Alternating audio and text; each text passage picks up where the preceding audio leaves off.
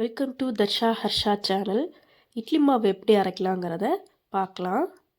அதுக்கு ஒரு படியால் இட்லி அரிசி எடுத்திருக்கேன். நல்லா ஃபுல்லாக கோபுரம் அளவுக்கு நம்ம எடுத்துக்கணும். அதை தலையை தட்டி எடுக்காமல் ஃபுல்லாக எடுத்துக்கணும். அதோட ஒரு கைப்பிடி பச்சரிசி எடுத்துக்கலாம்.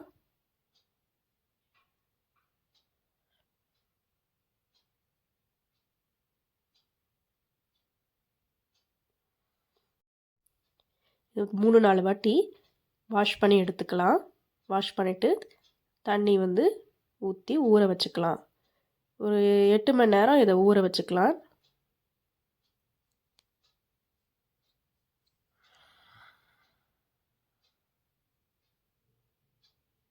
அடுத்து உளுந்து காப்படியால் உளுந்து எடுத்துக்கலாம். நீங்கள் டம்ளரில் கூட இதை மெஷர் பண்ணி போடலாம்.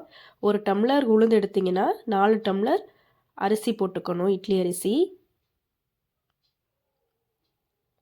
இப்போ காப்படி நம்ம உளுந்து சேர்த்துருக்கோம். அதில் அவல் சேர்த்துக்கலாம். ஒரு கைப்பிடி அளவு அவல், 1 ஸ்பூன் வெந்தயம் சேர்த்துக்கலாம். அவல் சேர்க்கறதுனால நல்லா இட்லி நமக்கு சாஃப்டாக கிடைக்கும். இது நல்லா 3-4 வாட்டி வாஷ் பண்ணிவிட்டு நல்ல தண்ணி ஊற்றி ஊற வச்சுக்கலாம். 1 மணி நேரம் ஊறுனா போதும்.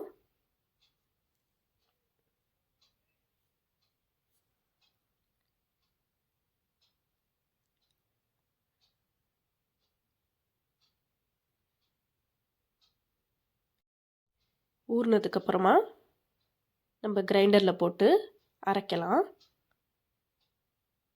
தண்ணி நிறையா ஊற்றாமல் கொஞ்சம் கொஞ்சமாக தண்ணி தெளித்து இதை அரைக்கணும். நிறையா தண்ணி ஊற்றக்கூடாது எடுத்தோடனே.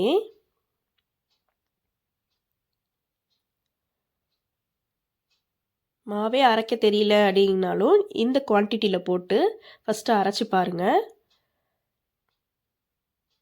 கொஞ்சம் கொஞ்சமாக தண்ணி தெளிச்சுக்கோங்க.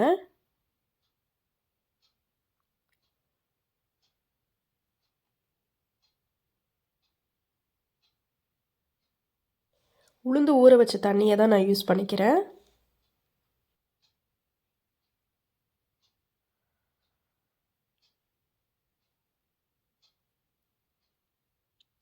இதே மாதிரி தெளித்து நம்ம அரைக்கலாம்.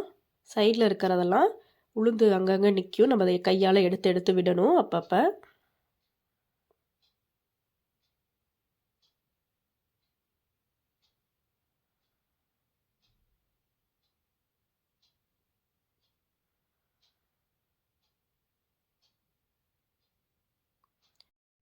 அரை மணி நேரம் அரைச்சா போதும். அரை மணி நேரத்துலேயே இது நல்லா மசிஞ்சிடும். நல்லா சாஃப்டாக ஆயிடுச்சு. நம்ம ஒரு பாத்திரத்தில் எடுத்துக்கலாம்.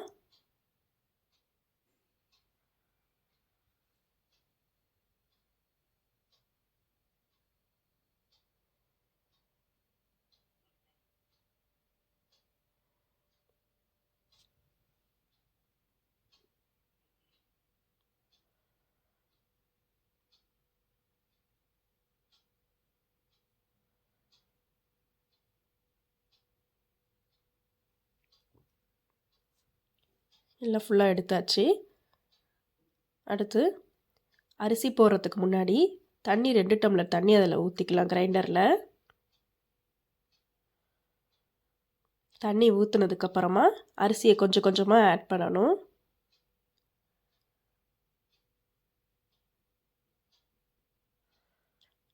கொஞ்சம் கொஞ்சமாக ஆட் பண்ணதுக்கப்புறமா நான் இதிலேயே உப்பு சேர்க்க போகிறேன்.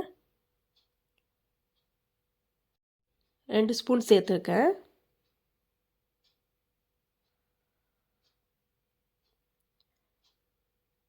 ஒரு 20 நிமிஷத்தில் இது அரைச்சிடும். ரொம்ப நெய்வாக அரைக்கக்கூடாது. லைட்டாக கொரன்ட்டு இருக்கணும்.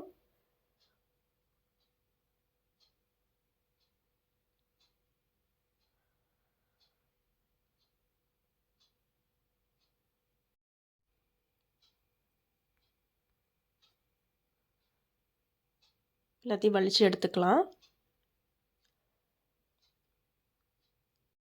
இதே ரேஷியோவில் நம்ம அரைச்சி எடுத்தோம்னா இட்லி சாஃப்டாக இருக்கும். அதே போல் தோசையும் நல்லா முருகலாக இருக்கும். எல்லா மாவையும் வலிச்சு எடுத்துக்கலாம்.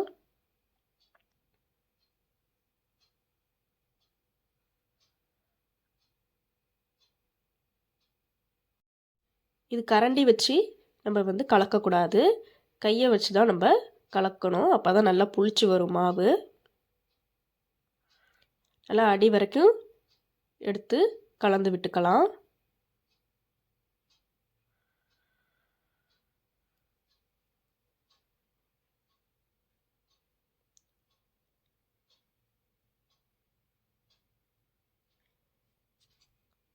கலந்ததுக்கப்புறம் ஒரு பாத்திரத்தில் தேவையான அளவு நம்ம மாவு எடுத்து புளிக்க வச்சுக்கலாம்.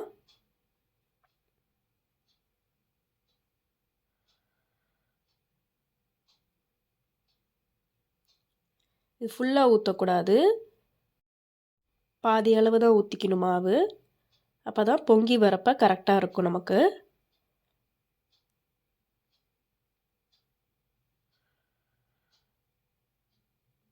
இதை ஃப்ரிட்ஜில் எடுத்து வச்சுக்கிட்டு அந்த மாவை புளிக்கிறதுக்கு வச்சிடலாம். ஒரு 8 மணி நேரம் புளிக்கணும். நல்லா மேலே வரைக்கும் புளிச்சு வந்துருச்சு.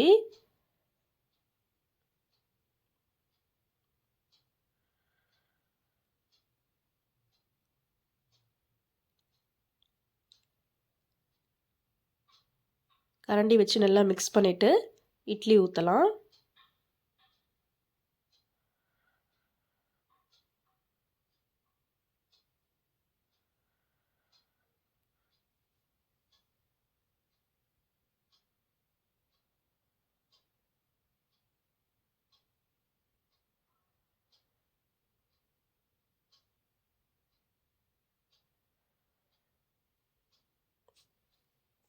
இட்லி பானையில் தண்ணி சூடானதும் இட்லி தட்டை வச்சிடலாம்.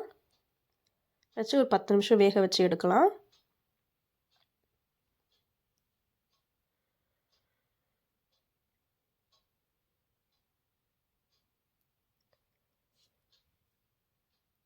இட்லி வெந்துருச்சு. நல்லா சாஃப்டான இட்லி ரெடி.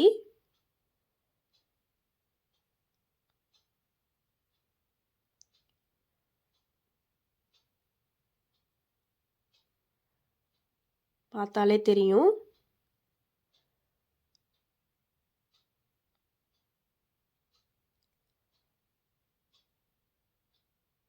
இட்லி மட்டும் சாஃப்டாக இருக்காது, இதில் தோசை ஊற்றினா கூட நல்ல முருகலாக இருக்கும்.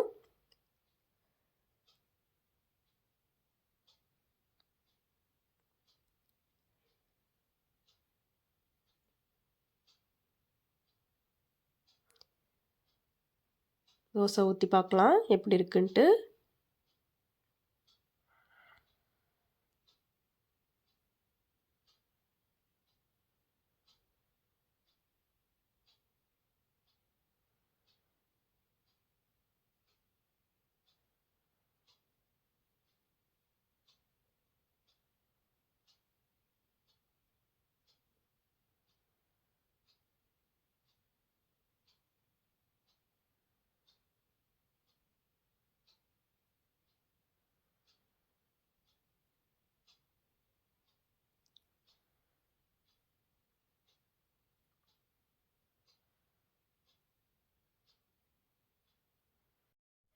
இந்த மாவுலையே தோசை ஊற்றினா நல்ல முருகலாக வரும்.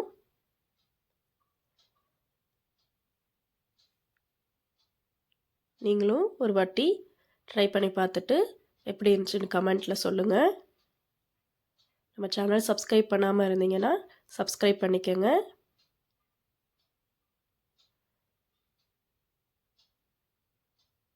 தேங்க்ஸ் ஃபார் வாட்சிங்.